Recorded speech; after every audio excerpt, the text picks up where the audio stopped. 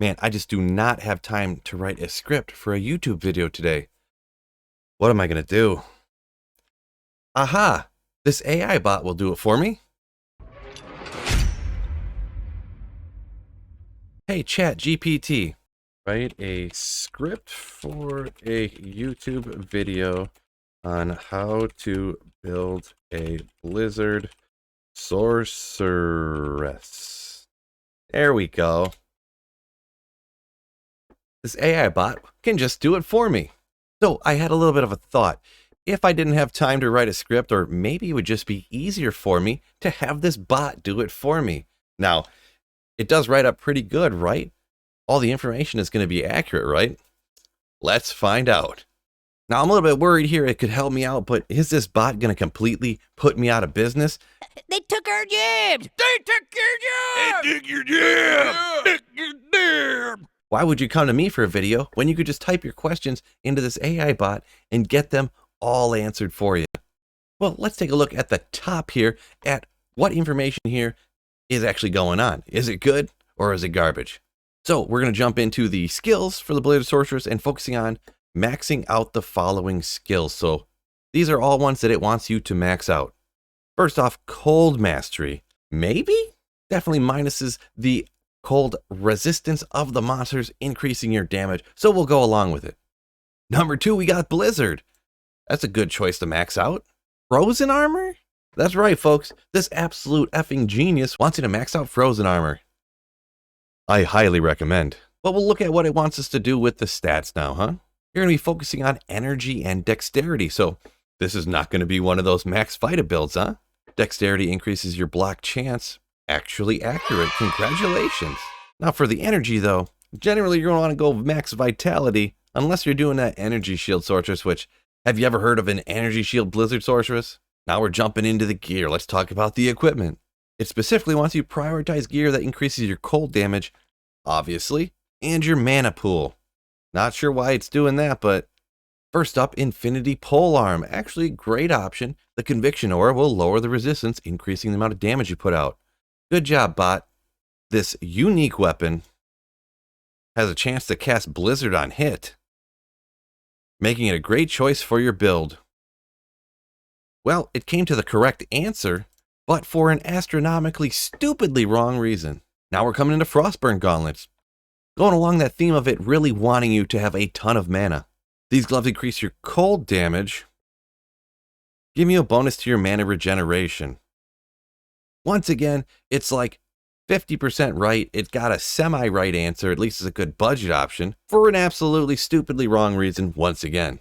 Next up, I love the way this is said. I might adopt this on my channel completely from here on out.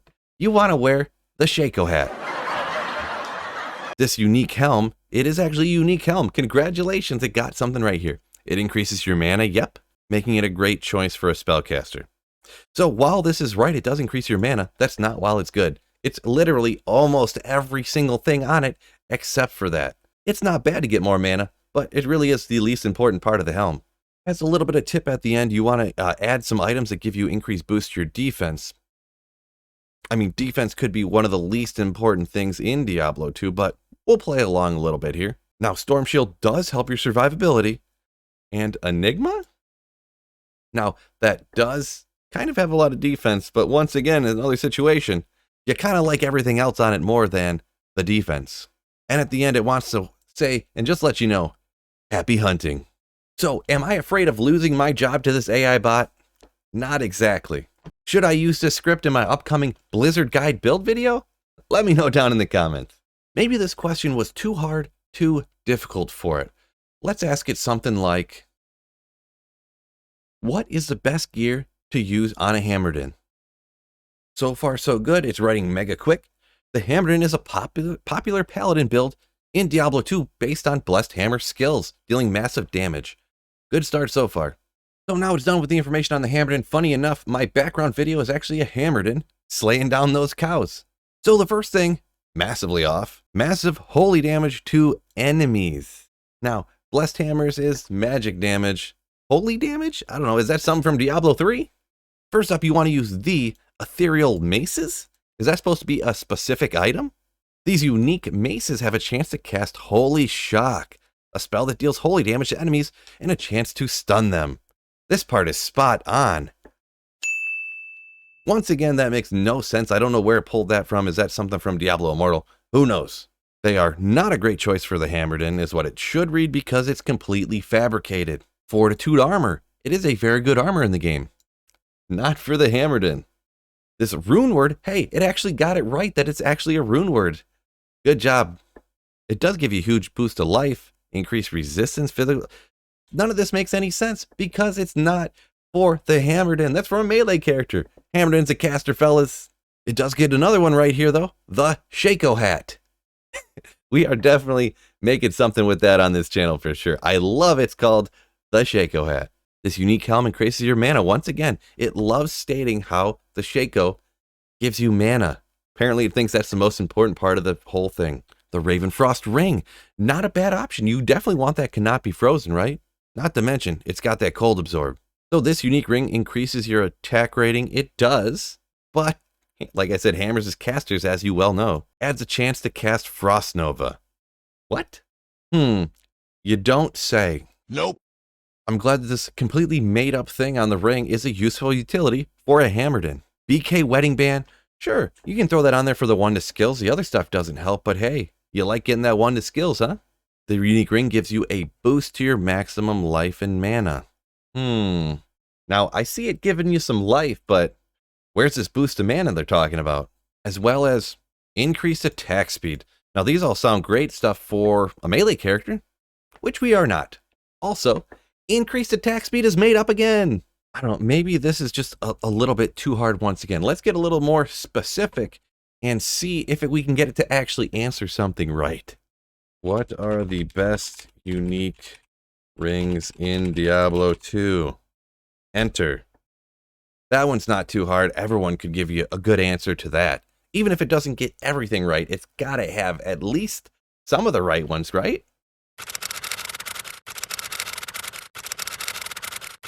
Oh my goodness. For the most part, this list is actually right.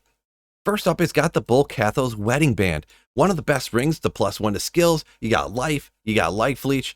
Tons of good stuff on there. It is a great ring. Why does this AI bot here, why does it think that this is a good ring? It boosts your max life and mana, as I said before. Increased attack speed. Good for a Hammerden. So it got one ring good here. BK ring is definitely a good one to get, but not for any of the reasons it said, except for increasing your life, I do suppose. How about the Ravenfrost? Everybody uses this thing for the cannot be frozen. Do you think it could put its fake little AI finger on that point? The ring increases your attack rating.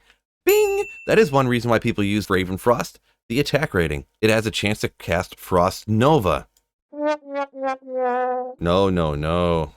Used for crowd control, like the Blizzard Sorceress and the Frozen Orb Sorceress.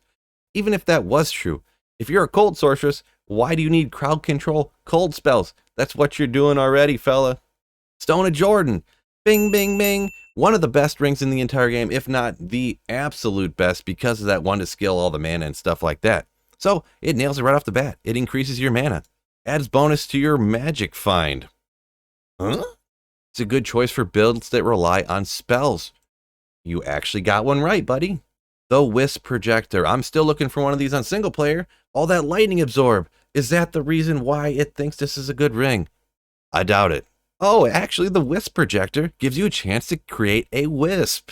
Oh, it's a good... what is this thing thinking? It's a good choice for people that rely on summoned minions such as Necromancer and Elemental Druids. I mean, in rare instances, it might be good for those, but really it's not. Well, the Nagel Ring. This is the one with the actual magic find. What does it think actually has on it? Good for its attack rating. Okay. Bonus to your magic find. That actually is what's on it. Whoa! Specifically, though, it wants you to use this Nagel on Whirlwind Barbarians and Zealot Paladins. I don't know about that one, fellas. So as you can see here, unfortunately, lazy ass Phil has to rely on himself to make his videos. He's not going to be able to have this AI bot write his scripts for him and get all the information because literally 50% of what this thing says is just completely made up. I don't know if it pulls stuff from Diablo Immortal, it pulls stuff from Diablo 3. I don't know where it comes from, some other random game. But you're only getting like 50% of the right answer from this ChatGPT or whatever letters it has after it. So unfortunately for you, I'm not losing my job to some AI bot just yet. You're still going to have to listen to the dumbass things I say in my videos. Speaking of, peace out, fellas, and don't forget, keep slaying.